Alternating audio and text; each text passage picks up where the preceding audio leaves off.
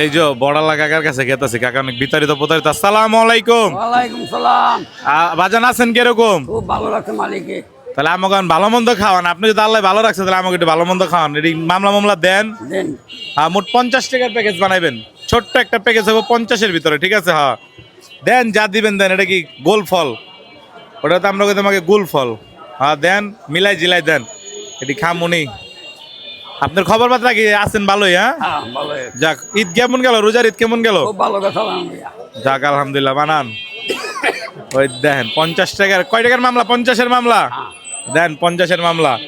আজকে একটা মামলা দিলাম, দেন পেঁয়াজ মরিচ লাগাইয়া ওরা ধরা পুচান।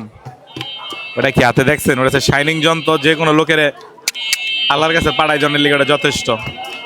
সেই করে বানাইতে থাকেন। ওই চমলক্ষ মুড়ি দিল, চমলক্ষ মুড়ি।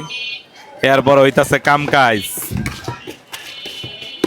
শেষ, মুড়ি বানান শেষ। কোনো মামলা হবে না, ডাইরেক্ট খাওন হবে। আর ঈদের পরে ভালো ভালো মামলা হবে। ঈদের পরে চাচার দোকানে কানা মুরগি আনাইয়া এই জায়গায় গরম করে খামো, বুঝছো?